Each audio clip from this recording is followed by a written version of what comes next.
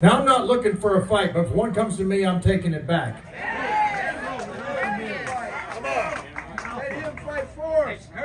He'll fight for us. That's right. Because we don't live in a spirit of fear. Do not be anxious about anything, but in everything through prayer, petition, present your request to God, and the peace of God that transcends all understanding will guard your heart and your mind in Christ Jesus. This next man is going to represent courage here. This is a Ranger friend of mine. He is a Newsmax and Christian Broadcasting Network, Chuck Holton. Ranger, lead the way. Thank you, Pete.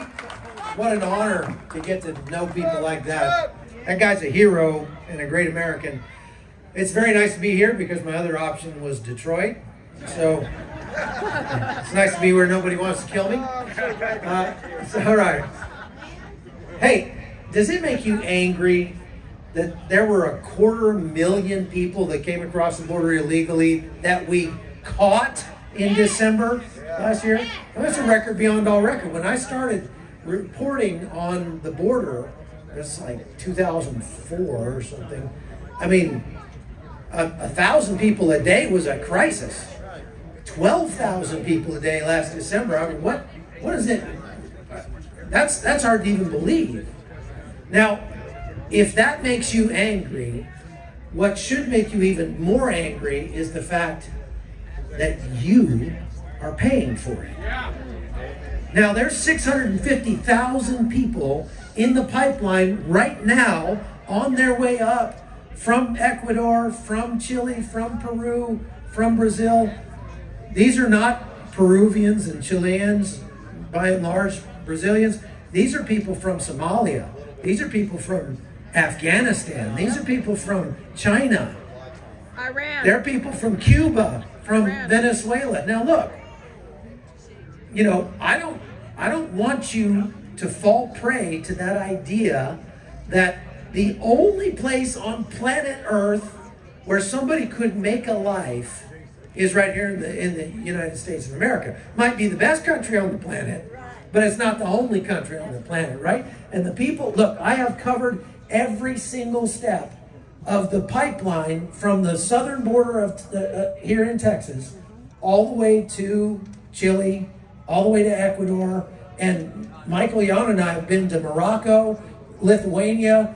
We've been all over Europe. We've been to, I don't know, 20 countries together or something, right? So we understand how this pipeline works. And you have to understand, there is virtually nobody coming across the U.S. southern border who is an actual asylum seeker. None. None. These are economic migrants, people. Why? How do I know that? Well, because if you left Venezuela, okay, look, I don't blame you. Venezuela sucks. I was down on the border in Colombia, and I stepped into Venezuela about 50 feet. 3 guys tried to kidnap me. I had to fight my way out. Didn't go well for me or them. But everybody that was coming out of Venezuela kept saying, why doesn't President Trump come down, send the military down here to get rid of Maduro? And I said, why? Are there no men in Venezuela? I mean, you tell me that I should send my son to come bleed for your country when you're not willing to bleed for your country? I'm sorry.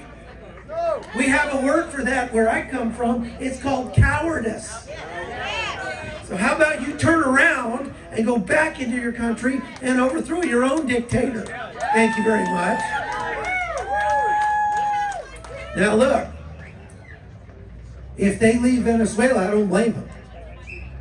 And I know a lot of them who are making a living in Colombia just fine. But if they then go through the Darien Gap to Panama, Panama to Costa Rica, Costa Rica to Nicaragua, Nicaragua to Honduras, Honduras to Venezuela, Honduras to Guatemala, Guatemala to Mexico, all the way up to the United States, you telling me there's no place in there where they could have made a better living than Venezuela? Now let me tell you this story and I'll be done. I met 2 Cuban migrants, just as they were coming out of the Darien Gap, and they were in bad shape. This is a few years ago. And I tracked them, I gave them my cell phone number, tracked them all the way up into the United States.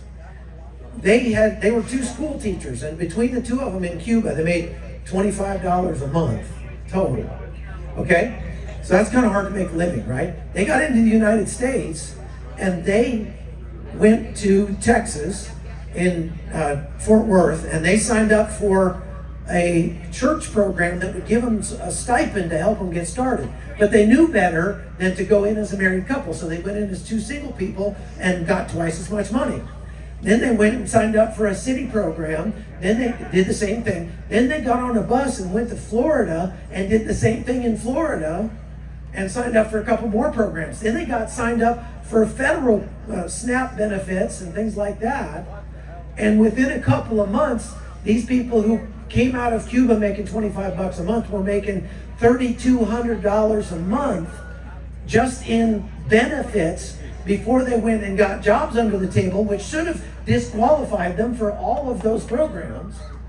But they didn't tell anybody because they got jobs under the table. And so when I went to visit them in Miami a few months later, they were making $60,000 a year. They had 2 cars, they had a nice apartment, the mom was pregnant, about to have an anchor baby.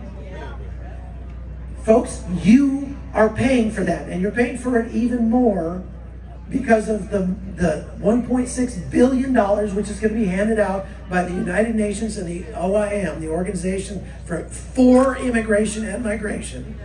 Get that 4 in there. This year, $1.6 billion before they get to our shore. Do you think these destitute people have what it takes to travel to the United States? No.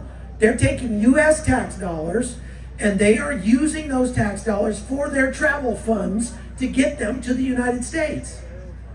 Now, folks, if that won't make you go out and vote, I don't know what will. That's all I got to say about that. God bless you.